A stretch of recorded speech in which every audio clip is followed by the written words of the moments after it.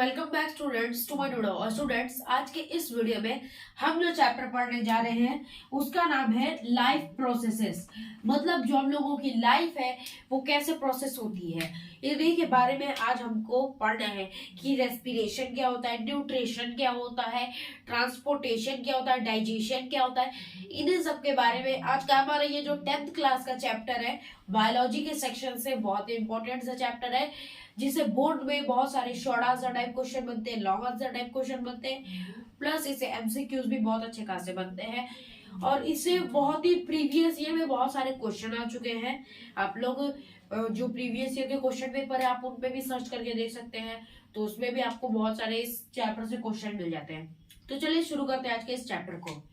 Okay, so first of all हमें यहाँ पे डेफिनेशन दे रखी है जिसमें बोला जा रहा है the basic and essential activities performed by living organisms. What living organism? यहाँ पे living organism की बात हो रही है। To sustain and maintain life. What to sustain and maintain life? कुछ ऐसी बेसिक और इसेंशियल एक्टिविटीज जो कि ह्यूमन द्वारा की जाती है। कुछ लिविंग ऑर्गेनिज्म हम लोग ह्यूमन भी कंसिडर कर सकते हैं, एनिमल भी कंसिडर कर सकते हैं, प्लांट्स भी कंसिडर कर सकते हैं।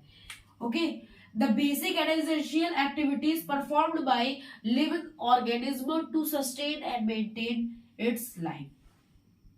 कुछ ऐसी बेसिक और इसेंशियल मतलब जो करने ही करनी है, बहुत ही इंपॉर्टेंट है, जैसे हो गया digestion, excretion, basic and essential activities performed by living organism to sustain and maintain life। और उनको वो किस लिए करनी है?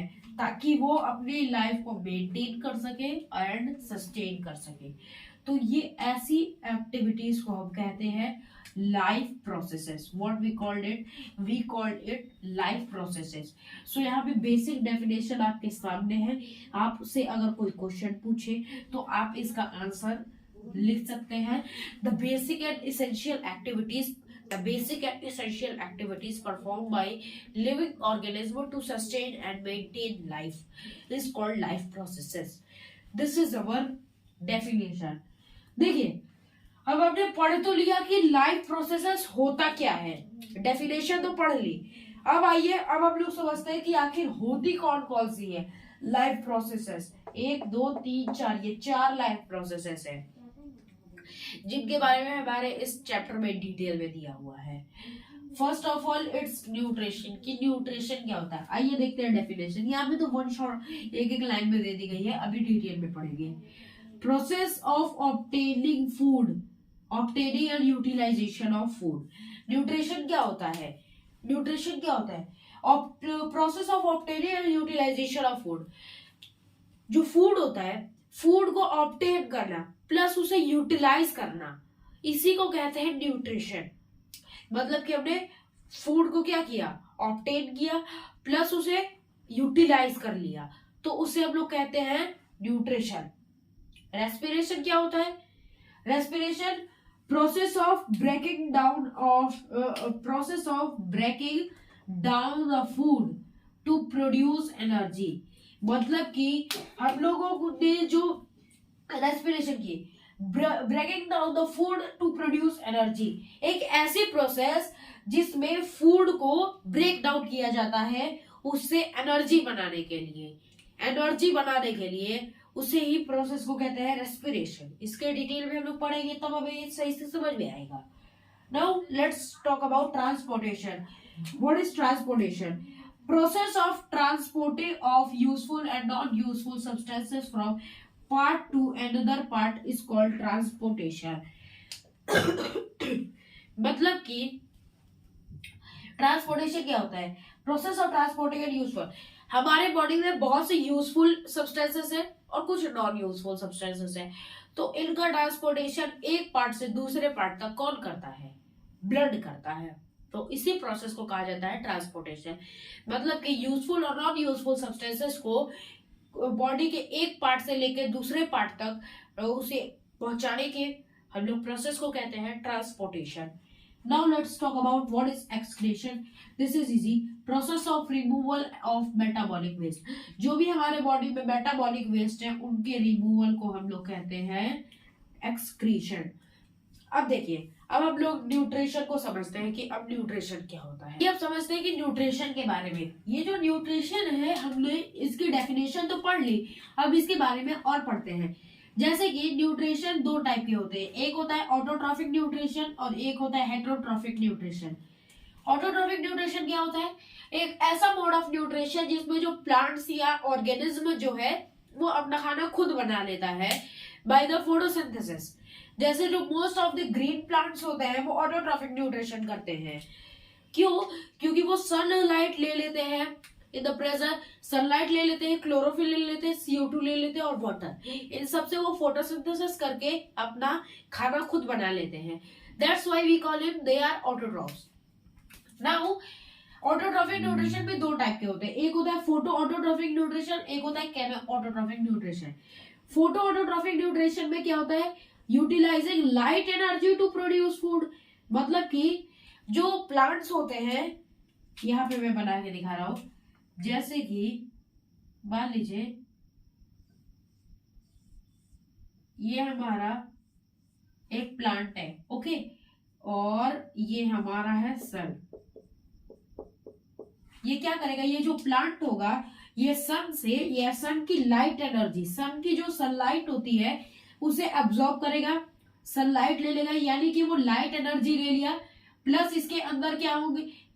क्लोरोफिल होगा, बाहर CO2 होगा, CO2 भी अंदर ले लिया, इसके पास खुद क्लोरोफिल है ही, और यहाँ से अपने ये जो रूट है, रूट से क्या कर लेगा? यहाँ से वाटर को एब्जॉर्ब कर लेगा, जिससे ये क्या करेगा? फोटोसिंथेसिस कर लेगा, फोटोसिंथेसिस करके अपना फूड खुद प्रिपेयर कर लेगा।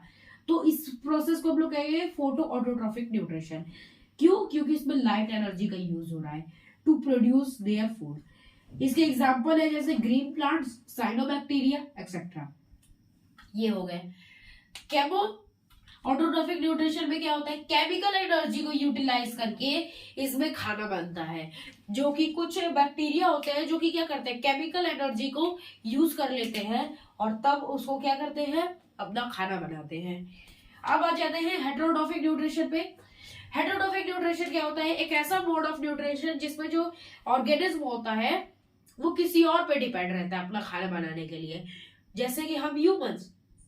और बात करें तो बहुत सारे ऐसे प्लांट्स हो जाते हैं जैसे सैप्रोफिटिक प्लांट्स, आप मशरूम की बात किए, और राइजोपस हो गए, ये सब हो गए हेटेरोट्रॉफिक में आते हैं। मतलब कि वो अपना खाना किसी और की मदद से बनाते हैं, खुद अपना खाना नहीं बनाएंगे। ये भी तीन टाइप के होते हैं, एक होता है होलोजोइक, एक होता है सैप्रोफिटिक और एक पैरासिटिक। होलोजोइक में कौन आते हैं? हम लोग आते हैं, मतलब हम लोग पहले इंजेक्शन करते हैं, तब हमारे जो फूड होता है, फूड को हम लोगों ने पहले इंजेक्शन किया फूड का, देन वो जो फूड होगा वो क्या होगा? डाइजेस्ट होगा प्रॉपरली, और तब हमें उससे न्यूट्रिशन मिलेगा।